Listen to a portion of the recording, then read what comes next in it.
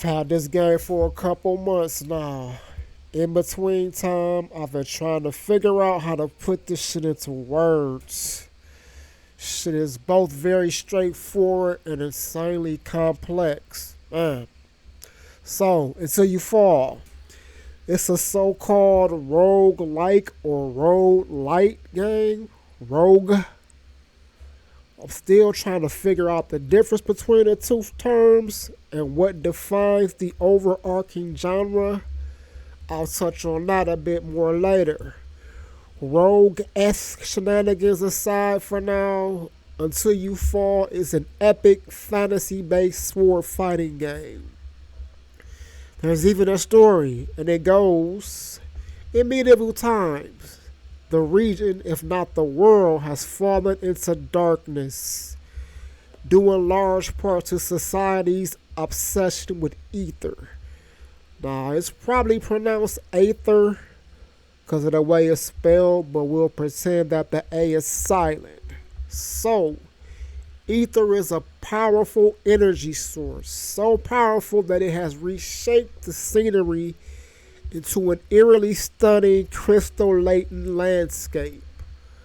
Worst of all, an army of undead ghouls has overtaken the land. You yourself have been resurrected, the last hope of saving what remains of the kingdom from absolute destruction. That's just my own synopsis that I pieced together. That's not no shit that I read from some place. Even though there is a very extensive Until You Fall wiki available online. It's a very valuable resource, I must say. So, armed with a melee weapon in each hand, you battle against hordes of unique enemies across a series of vividly twisted levels. These weapons range from an axe and a dagger to swords and souped up brass knuckles. You receive power-ups after each level, which are presented in one of three options from a bed of ether crystals.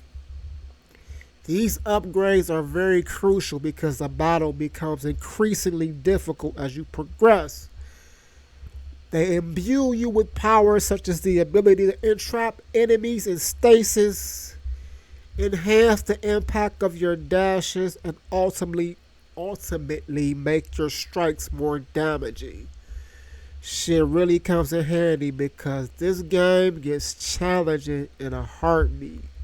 Until You Fall is defined by its combat system, primarily the visual cues that pop up and allow you to telegraph your defense and offense by showing you when and where the enemy will attack. Seems like this will make for some overly simple gameplay, if it were only that simple. The enemies become more challenging and crafty the further you advance. So instead of just swinging swords at you, they're throwing shit, basically crowding you from all sides. Even their strike patterns become faster and more difficult to anticipate.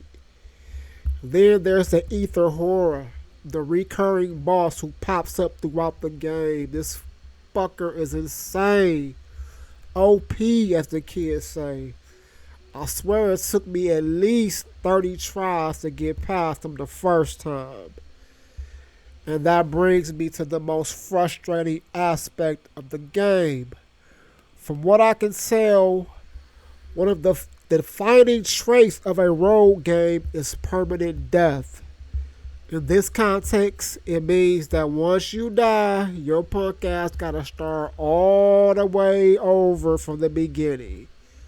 Yes, it sucks.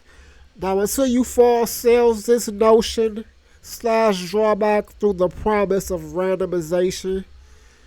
No two runs are exactly the same, supposedly. Everything from enemy configurations to your arsenal is unique each time you go through. Though I've died so many goddamn times that it's become very difficult to tell what's changed. It all looks the same at this point.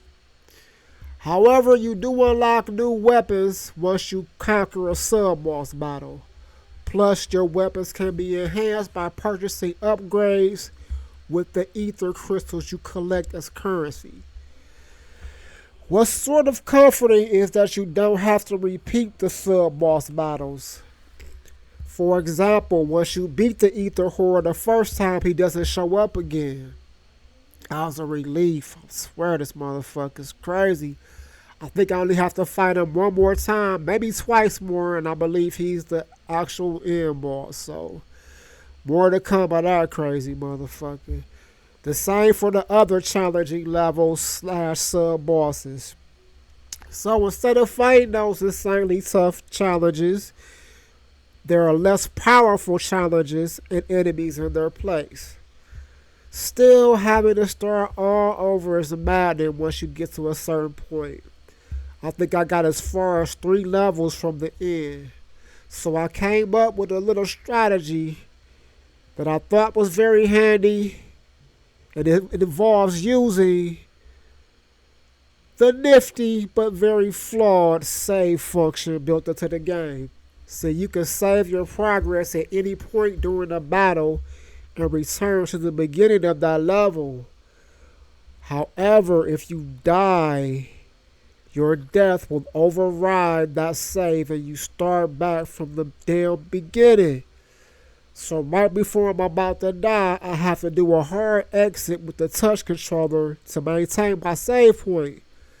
Unfortunately, this doesn't always go so smoothly, as I learned again yesterday. The battles get so intense that I'm not always quick enough on the draw. Fuck around and die before I can fumble my way out. This shit has happened to me at least 4 times. So close, only to fuck up and still have to start over. Shit is very frustrating to say the least. I mean, if you're gonna have a save function, at least make it a proper save where if I die, my fucking save is still there. You know what I'm saying? Like, that shit is just whack. Whatever. On a brighter note, I've decided to add this one to my workout rotation for the simple fact that the added melee flexibility may finally help me conquer some of those seemingly impossible challenges. This shit could also be very dangerous. I'm being very serious. My play space has all sorts of obstacles. Big ass TV, a table, sofas, thick ass midget stripper poles. Hopefully I don't end up on the injured reserve list. Cross your fucking fingers.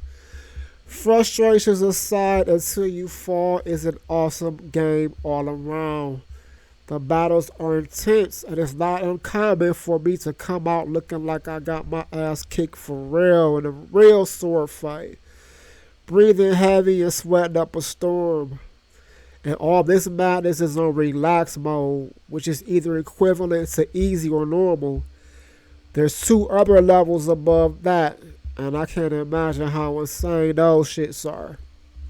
Hopefully I can get to them, because this shit has been tough sledding, buddy. So, if you're in the market for a combat-heavy game that challenges you on a physical, cognitive, and strategic level, I highly recommend checking out this masterpiece. It's easily one of the most fulfilling experiences on the VR scene. Peace.